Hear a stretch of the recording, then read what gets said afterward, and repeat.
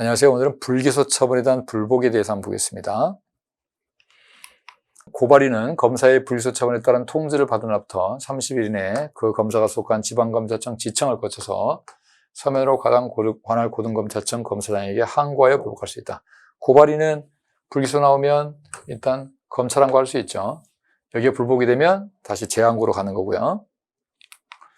형소법의 262조 사항 후문은 재정신청 기각결정이 확정된 사건에 대해서는 다른 중요한 증거를 발견한 경우를 제외하고는 소추할 수 없다고 규정하고 있는데, 여기서 다른 중요한 증거를 발견한 경우에는 범죄 피해자의 권리를 보호하기 위해서 형사재판 절차를 진행할 필요가 있는 정도의 증거가 있는 경우도 해당한다 그랬는데요.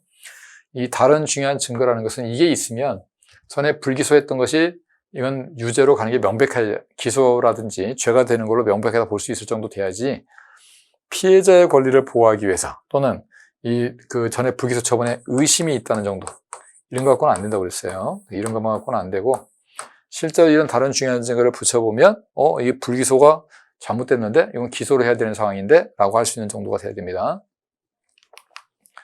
형소법에 따른 재정 신청이 있으면 262조에 따른 재정 결정이 확정될 때까지 공소시효의 진행이 정지된다.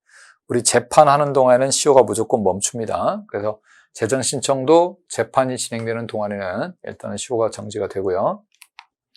피해자의 고소가 아닌 수사기관의 인지 등에 의해서 수사가 개시된 피해 사건에서 검사의 불기소 처분이 이루어진 경우 고소하지 않은 범죄 피해자는 검사의 불기소 처분의 취소를 구하는 헌법소원 심판을 청구하여 불복할 수 있다. 만약 이게 피해자의 고소를 통해서 수사가 이루어졌다면 그럼 피해자는 고소인이 되어버립니다.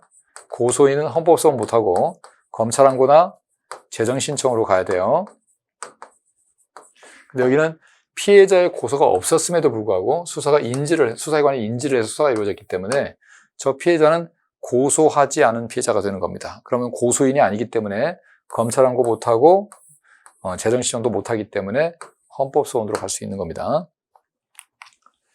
자, 1번 고발인 불기소 나오면 고등검사청에 검찰항고할 수 있고요. 그 다음에 재정신청 기각결정에서 다른 중요한 증거가 있을 때 소추할 수 있다고 할 때 이 다른 중요한 증거는 의심이 들거나 피해자의 권리를 보호하기 위한 정도 갖고는 안 되는 거고요. 그 다음에 재정신청이 있으면 법원이 재판을 시작하기 때문에 시효는 당연히 재판하는 동안까지 정지가 되고요. 피해자의 고소가 아닌 수사기관의 인지에서 수사가 개시되기 때문에 이 사건은 고소에 의해서 이루어진 게 아니죠. 따라서 피해자는 고소권자가 아니기 때문에 검찰항고나 재정신청할 수 없고, 따라서 헌법소원으로 바로 갈 수가 있는 겁니다. 그래서 틀린 거는 2번입니다. 수고했습니다.